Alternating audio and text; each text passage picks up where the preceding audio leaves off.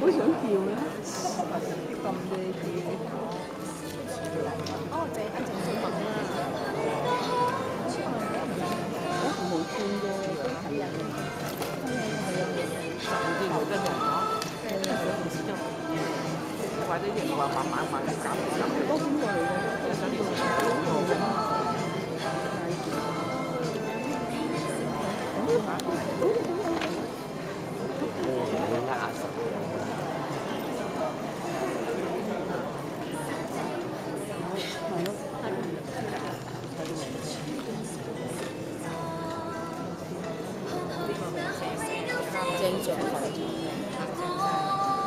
哎呀，第4個啊，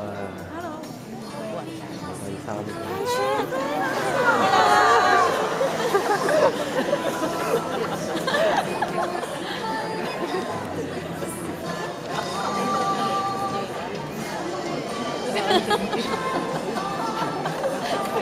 飲食喺未經授權下，嚴禁攜帶錄音及攝錄器材進。我個 friend 咧需要加拿大咧，18歲嘅時候喺加拿大換翻嚟香港咧，參加新秀做呢個演員嘅訓練嘅。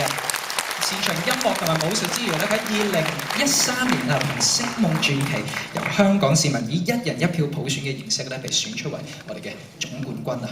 咁啊，曾經獲得嘅獎項，曾經有喺呢個叱咤樂壇生力軍嘅銅獎咧，亦都係第一位勇奪3個國際唱片業協會香港唱片銷量大獎嘅男新人。再一次歡迎大家。咁啦，我哋第6位亦都係最後一位嘅嘉賓，就係咁之後咧，同事會攞張紙仔俾你去寫低個問題。咁我哋一陣間問答環節咧，就會去回答你哋嘅問題㗎啦。咁啊，事不宜遲啦，我將時間交你陳博士。多謝 Adrian。大家知唔知道 Adrian 係其實係 Albert R 嘅公子嚟嘅 ？Adrian 你出嚟俾大家睇下幾似，係咪好似咧？亦都係我哋嘅出色嘅年輕人，多謝你。頭先我以為見到 Albert 嚟啊，因為我又老地老花眼咧，咁點知原來 Adrian 係佢嘅公子嚟嘅。今日咧，我要代表所有嘅我哋。Hello， 大家好，我係 Fred 鄭俊弘。一個好大嘅榮幸，可以嚟到呢度同大家分享。其實自己人生經驗都尚淺，所以希望可以用到我少少嘅經歷，希望可以同大家分享少少嘢。多謝。咁大家都睇到。Thank you， 希望大家繼續 enjoy。Thank you。多謝你，應該行嗰邊。多謝 ，Thank you very much。應該行嗰邊。Sorry， 我搞錯咗。我想你行多幾次俾我哋睇下你嘅身形啊，睇下係咪真係咁 fit 啊嘛。Thank you very much， 多謝。呀，好精彩嗬，好精彩。係咪講咗好多呢個快樂嘅真理喺裏邊咧？曾醫生，你覺得點樣咧？點樣先係一個快樂人咧？我好咧，你做晒所有嘅嘢咧，點解我對你冇咗感覺嘅？於是就會拜拜㗎啦。所以嗰個咁呢都係內受性，係一個內受性嘅問題，完全係因為我哋個腦裏邊嗰個共通獎勵路徑嗰啲多巴胺分泌咧，去到盡晒你點刺激佢都冇。但係點樣可以維持到長遠啲快樂咧？就係好簡單嘅啫，就唔好喺一樣嘢嗰度揾快樂，係多元化地揾快樂。咁即係除咗老婆之外揾多幾個咁嘅意思？唔係係咪？唔係係咪？可能性。咁老婆同埋其他嗰啲2佬3佬啊嗰啲咧，都係同一種類嘅嘢嚟嘅啫。喂，唔可以咁講嘅喎，老婆永遠都係啱嘅喎。譬如有好多人都講啦，要快樂咧，其實就係要多啲為他人籌謀。少啲為自己打算，個人會快樂啲嘅。係啊，呢個就好多宗教啊，好多古老民族咧。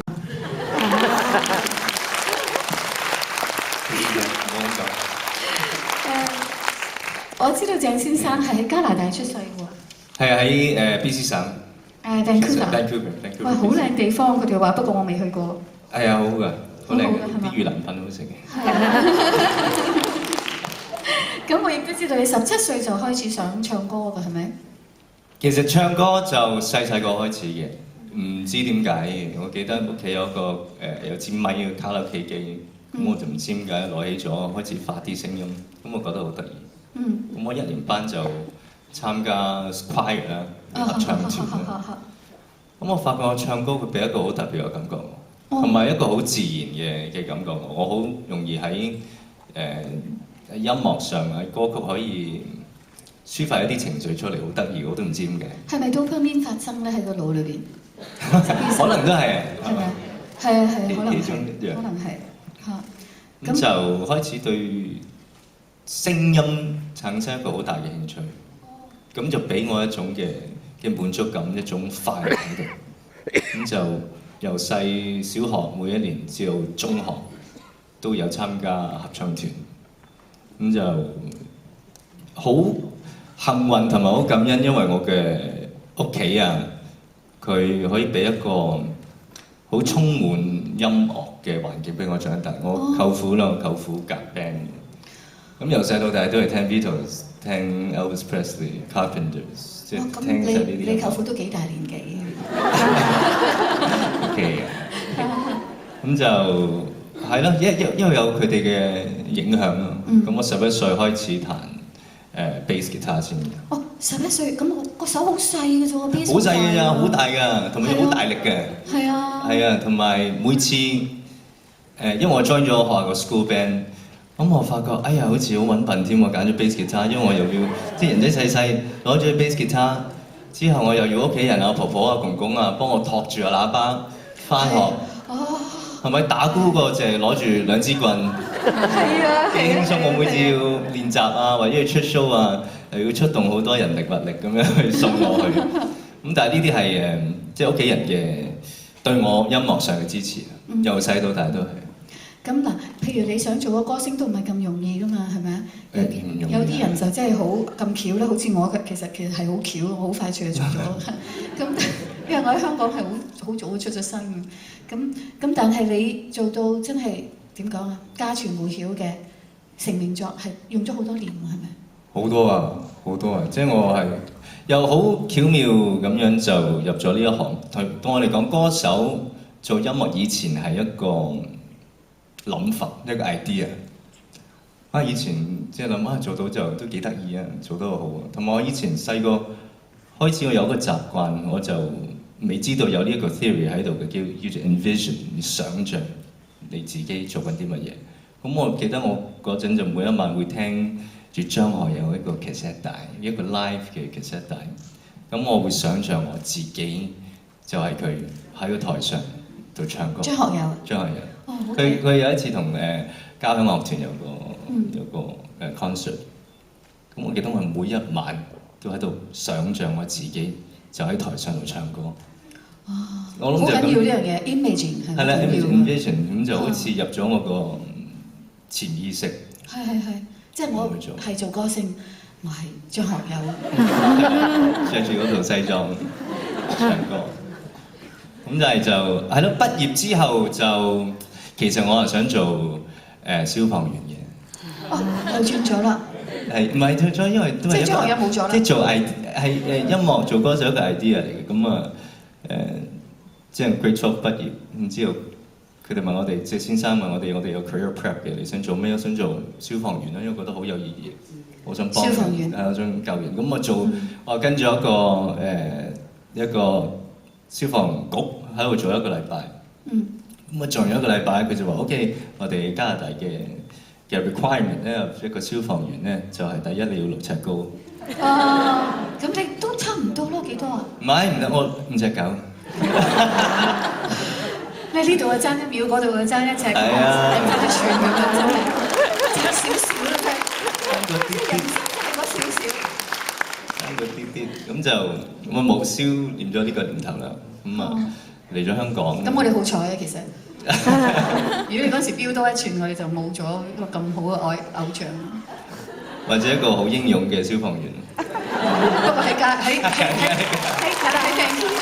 但喺 Vancouver 咁遠都執唔到我哋啲貨啦。不過亦都係可能有個應用嘅消防員啦，係。咁就好巧合就入咗呢一行，我係畢業之後嚟咗香港，咁就參加咗香港區嘅新秀歌唱比賽。哦。咁就係諗住玩下嘅啫，但係就入咗初賽。入咗初賽？嚇！我以為你入咗決賽。入咗初賽之後就再入到決賽。哦，即係梗係入到決賽啦。其實今日我有以前華星嘅同事，而家喺度，即係佢有份揀我入去新秀，咁就咁咪簽咗唱片公司。係華星。華星唱片公司。哦，我都以前都係華星。喺香港咪有華星。華星係啊，華星。咁就17歲嗰陣。係咯。咁我覺得自己掂好掂，唔做消防員都唔後悔啦咁。即係咁啊 OK 咯，搞掂咗嘅喎。我做咗2個月嘅歌手。之後有一日收到個電話就，喂，你聽日唔使翻工。點解？因為之後先同你講啦。咁我第2日就頭條新聞見到華星結業。我都唔知道華星結咗業嘅喎。之後就開翻，咁就即刻又打回一個10啊！人生嘅10，即刻跌落負。咁但係你17歲嗰陣時候打擊好大。好大啊！真係，因為你尤其是你係一個好似個夢想成真嘅事，突然間咩話？唱片公司會執笠嘅咩？咁樣係嘛？係啊，好大。真係唔能夠想像，如果17歲真係好打擊好大。咁你點算？你嗰陣時點樣安慰自己？冇啊！冇安慰。唔識啊！哦。唔識點去，但係就有一日就收到無線嘅電話，就問我有冇興趣參加訓練班。哦。真係真真。好彩有無線。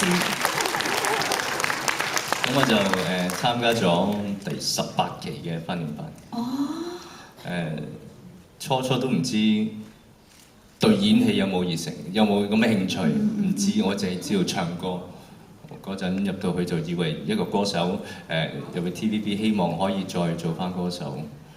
咁但係讀緊訓練班呢個過程，我又揾到我另外一個興趣，好大嘅興趣就係演戲。原來哦，你中意演戲？原來係因為我諗多德老師啦、羅冠蘭老師啊，佢好似幫我開咗另一道門。哦。咁我覺得演戲對我嚟講同音樂好相近嘅，因為音樂我可以透過一首歌曲喺台上同大家分享我呢一刻嘅心情，或者代入嗰首歌嚟分享。演戲我可以匿埋喺一個角色後面，去發揮我自己內心嘅情緒。咁呢啲係另外一個抒發，同埋都係即係藝術嘅一種咁啊。就喺呢度揾到自己興趣。咁啊喺無線就開始做啦。咁啊由最低嘅角色，死屍啊，做茶客啊。我記得有一日我死咗3次，06通告咁就做一個清兵，係啦，之後就換衫做個民兵，之後再換衫做個村民，咁就係啦，由呢啲角色開始做。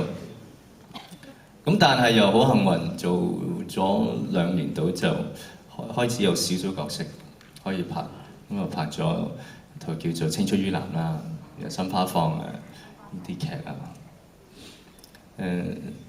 咁但係過咗嗰幾年就突然之間冇公開。冇公開，咁有冇人工收？有嘅，都有嘅，但係即係冇得計 show 啊！真係好辛苦咯，冇公開。你需唔需要杯水？冇嘅，你講多啲得㗎啦。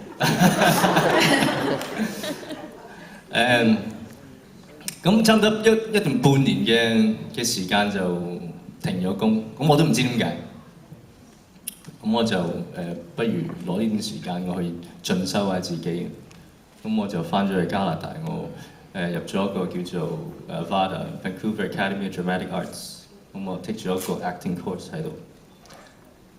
即係間學校咁樣。一個演戲嘅學校。咁喺嗰度我識到我一個 professor 我教授。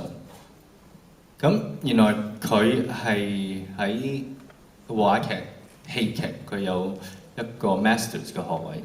咁佢又開咗呢一間學校嚟教學生。但係佢拍嘅戲，佢做嘅劇集，你可能都未見過佢。佢可能都係做嗰個死屍，佢可能都係嗰個茶客。咁我問佢 Simon 佢名，你讀到 masters 喎，你咁高學歷係即係碩士學位啊？係啊，呢個喺呢一個藝術嗰度，你做呢啲你唔開，你唔會覺得抵嘅咩？好似好即係係啦，係咯，你係咁。即係唔夠發揮啊嘛，係啦，呢個 no friend， 佢即刻 ban 咗我。佢話我可以讀到碩士學位，我可以開到呢個學校去教，其實嗰個滿足感係好大。永冇小角色，只有小演員。你再講一次啊！有啲聽唔到啊！永冇小角色，只有小演員。永冇小角色，只有小演員。哇！好大鼓勵啊！人生嘅説話嚟㗎呢句。咁我就係啊，咁佢又同我分享，你做每個角色，你就算你做一個茶客，喂，點解你要喺嗰度飲茶咧？你係咩人咧？你屋企嘅背景，你自己嘅學歷係咩咧？佢冇寫俾你，你咪自己寫俾自己，自己去做個藝術嚟㗎嘛。你活生生一個人，你唔係淨係去嗰度一杯茶唔該咁啊走啦，唔係咁。咁就已經好似係叮翻着啲嘢。咁我帶翻呢一個新嘅體驗，就翻嚟香港。初都係做翻啲少少嘅角色，但係嗰個過程已經唔同咗。同埋我覺得身邊嘅人、導演、監製都見到有啲轉變，所以我領悟到一啲嘢就係你自己嘅態度，你嘅 attitude， 你會點做到？你會感染到其他人，同埋喺嗰度你可以揾翻好多嘢。你嘅態度會感染到人哋㗎，只要你態度係啱嘅，人哋會睇到㗎。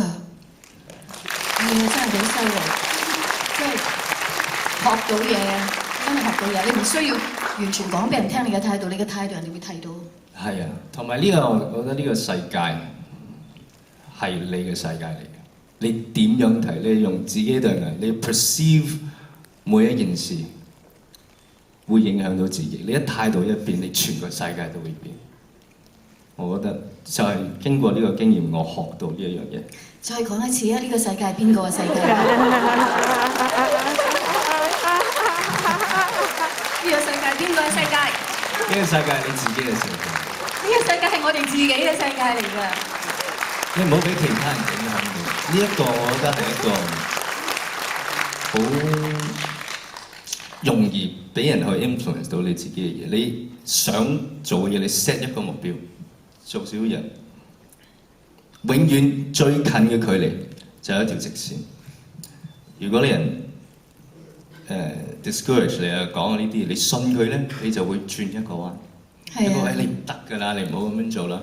如果我又覺得係喎，如果咁做都唔係咁好，我轉一個彎。咁你咪兜咗好多條路，你先去到你個最終嘅目標。OK 啦，我立定呢個目標，我盡我自己最大嘅努力。你講啲乜嘢，聽咗就算。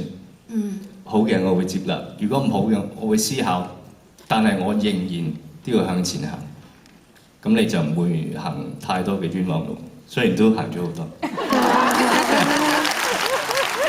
但你問我會唔會即係 trade in 捱咗10幾年先至可以做到個歌手？我唔會，我都會揀翻我呢一條路去做，因為你學嘅嘢永遠係屬於你嘅。咁你嘅成名作咧，《無名氏》。無名氏係。啲歌詞好犀利啊！嗬，好好。人海漂浮，無名氏太多。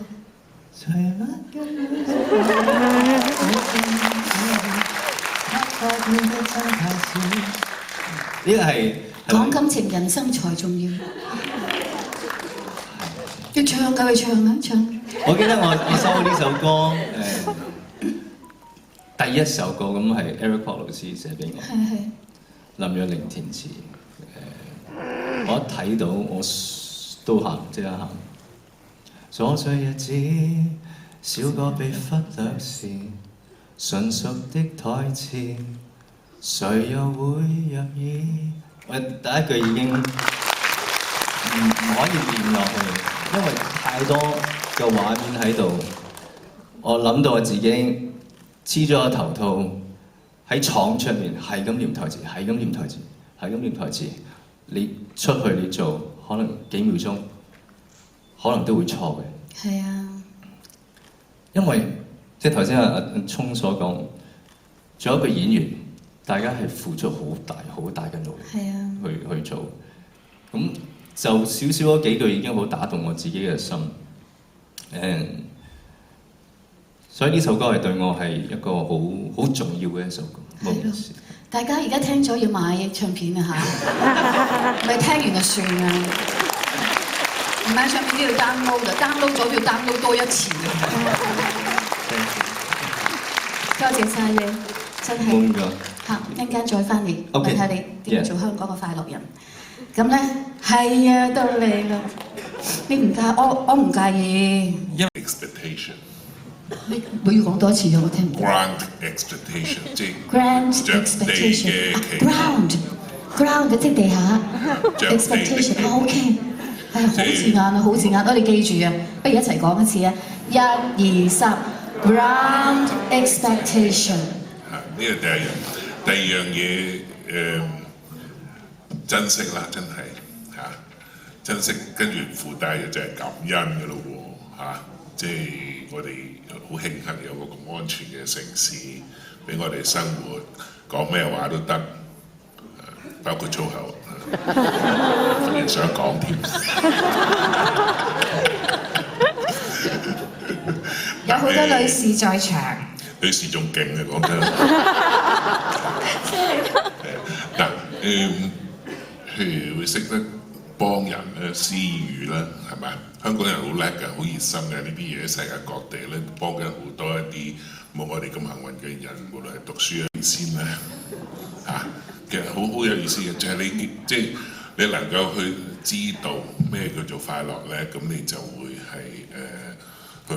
你就會識去欣賞啊！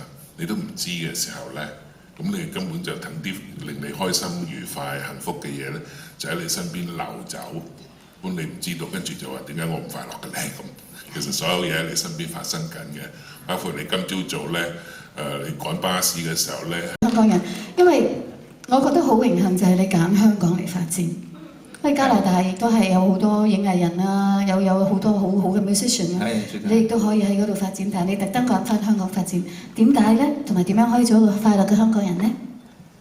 我諗係香港揀咗我，因為係真係嘅，我好幸運，真係嚟到香港，香港俾機會我，公司俾機會我能夠完成我嘅夢想。咁點樣做一個快樂人？我覺得練習。練習，哇！練習，我覺得你花時間落去，你練某一樣嘢都好，你一定會好嘅。You'll be good at whatever you practice。我成日練習怨，練習嬲，練習唔開心、妒忌，你就會有呢個習慣喺度。你有得揀，我不如練習多啲開心。係咪？我笑多啲，練習嚟嘅啫。感恩。感恩。我有一個習慣，因為大家都可以試下，每一日臨起身嗰陣喺張床嗰度，就算你更唔想起身，我今朝先喺廣州翻嚟，咁今朝係一早起身。咁你諗，我自己諗，我有今日3件事，我最感恩嘅。就係第一，我隔離嗰個寵物啦，瞓咗喺度。唔係，真係因為我隻狗仔叫佢起身。第二，我尋晚喺一個頒獎禮贏咗2個獎嘅，第三，恭喜晒，恭喜恭喜！第三就今日可以嚟到同大家分享，咁即刻呢三樣嘢令到我即刻彈起床。